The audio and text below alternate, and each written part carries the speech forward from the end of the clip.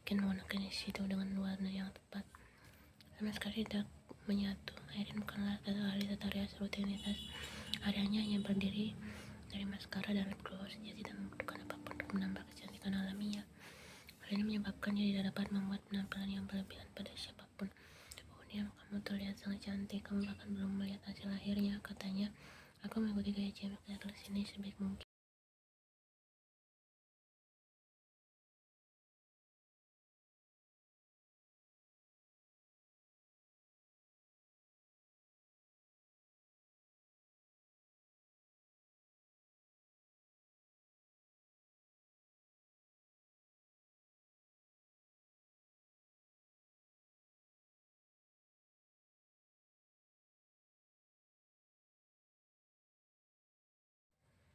Perasaan membuatku takut. Ku rasa aku bukan satu-satunya yang merasakan hal itu. Siapa yang tidak takut pada perasaan-perasaan membawaku ke dalam kekacauan ini, dan aku berharap kepada siapapun yang mendengarkan agar perasaan itu tak membuatku dalam masalah.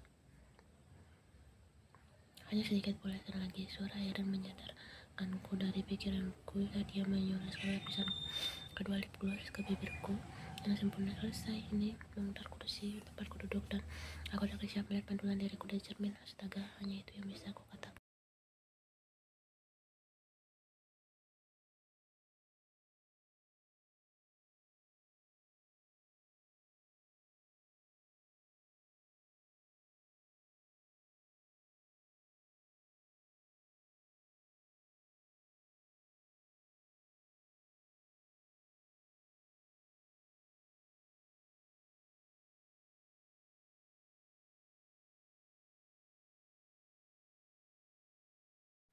Oke, cukup memenangi dirimu sendiri. Kita harus menata rambut. Ia tak membuang waktu dan mengambil pengeriting rambut yang sudah panas. Aku akan mengeriting rambutmu. Ya, aku rasa itu akan terlihat paling elegan.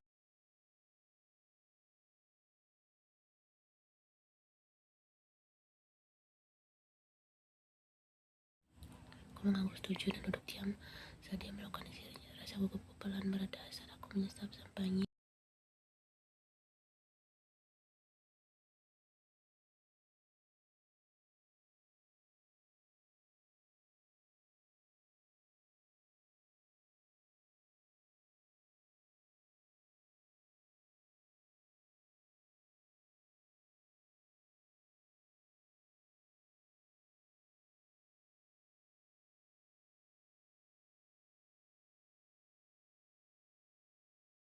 "Kau emang harus cantik," kataku. Sebelum dia sempat menjawab, kami mendengar ketukan di pintu.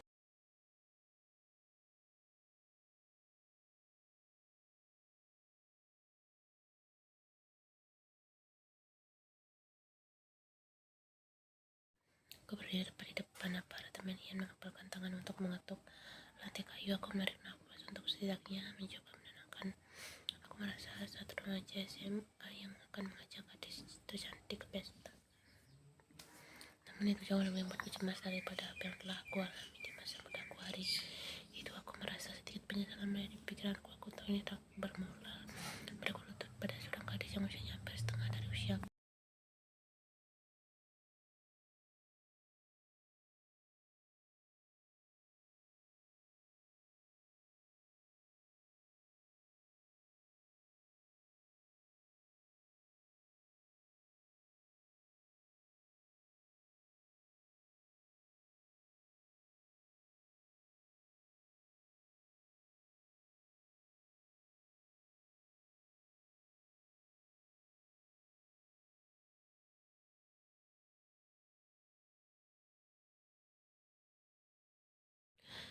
Cantik, tapi tak cukup untuk menyamai pesona gadis kecilku. Ini pasti Airin, sahabat Ian, jika aku ingat.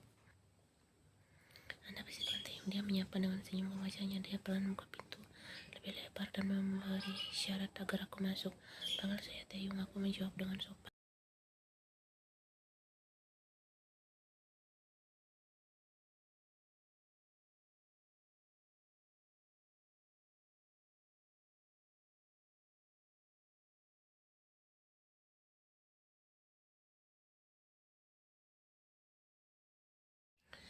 Bella, Taeyong Ian akan turun sebentar lagi. Dia kegelisahan di menit-menit terakhir. Dia tertawa membiarkan suaranya bergema di seluruh ruangan. Aku memberinya senyum terkatup sebagai balasan. Lebih baik lagi biarkan saya memeriksanya sebelum aku sempat berbicara. Si pirang berangkas ke atas. Kau tidak bilang dia sehebat itu, bisiknya tak begitu pelan. Aku mendengar suara samar sebelum mereka berdua tertawa cekik.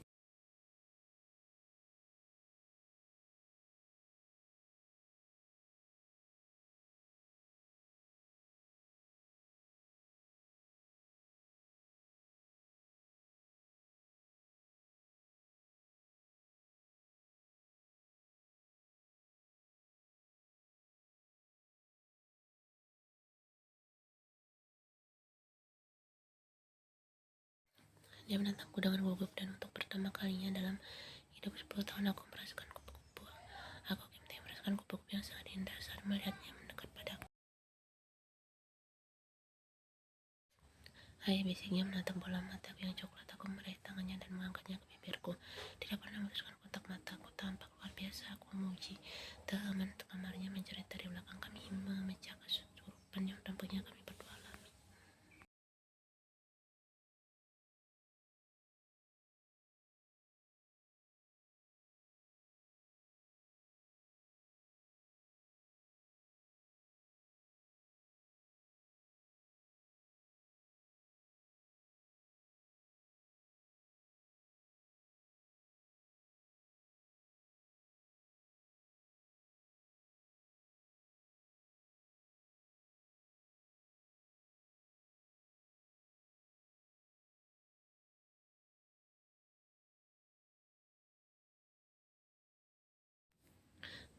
Tanpa berkata apa-apa lagi, kami berdua masuk ke dalam limusinku. Apakah itu gak berlebihan? Ya, tapi aku hanya menginginkan yang terbaik. Malam ini harus berjalan dengan sempurna. Wah, tempatnya luar biasa. Dia tersenyum kagum pada hotel mewah. Tempat acara itu akan diadakan. Jaraknya 2 jam dari kota. Aku hanya bisa berharap tidak akan bertemu dengan mitra bisnis di sini.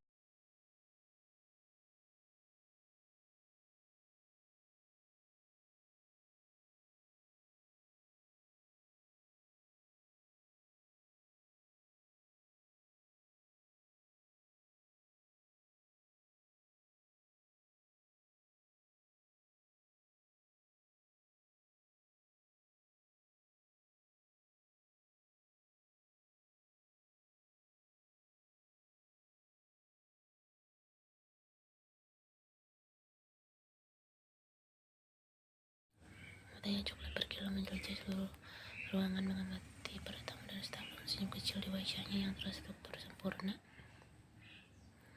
Aku meletakkan tanganku di membawanya dan membimbingnya ke meja yang sudah dipesan di dekat kami. Tuan Taeyong, seorang pelayan, berdiri 3 kaki dari kami dan menatapku. Tak repot-repot menyembunyikan nafsu di mata birunya. Matanya tidak semenarik mata Ye.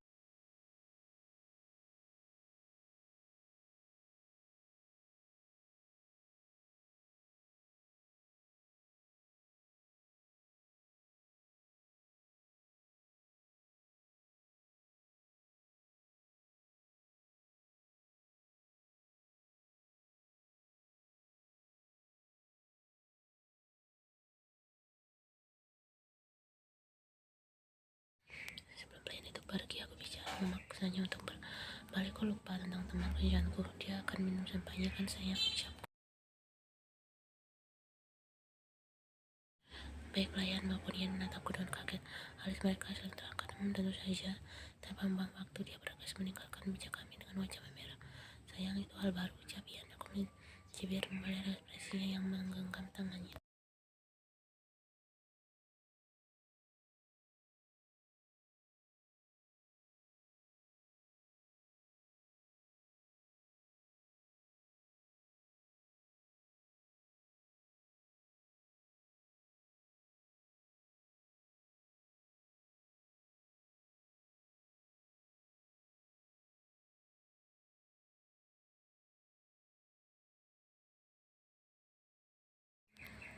Mungkin terlalu banyak berpikir, aku menegur diriku sendiri dalam hati. Detak jantungmu semakin cepat, komentar Ian tersenyum padaku dengan matanya yang indah. Aku mendesah pelan dan menjauh kepalanya pelan. Apa yang kau harapkan? Aku di sini bersama gadis tercantik. Ian tergigit mendengar leluconku yang konyol, dan aku hidup dengan mendengar suara itu lagi.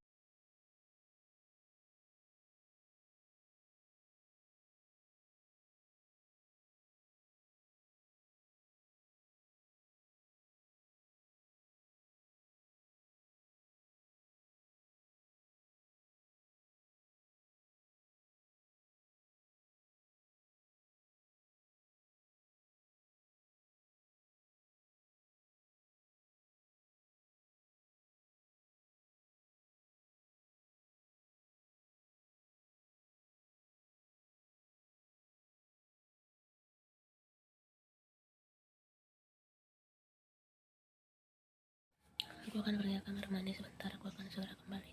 Aku merasakan kesedihan yang masih tersisa dan tangan Ian terlepas dari tubuhku, tapi pulih dengan cepat dan tersenyum padanya saat dia berjalan meninggalkan lantai. Aku duduk di meja yang sudah dipesan selama beberapa menit sebelum aku merasakan tepukan di bahuku. Aku berharap itu Ian, tetapi selalu kecewa dengan pelayan di depanku. Namanya Julia.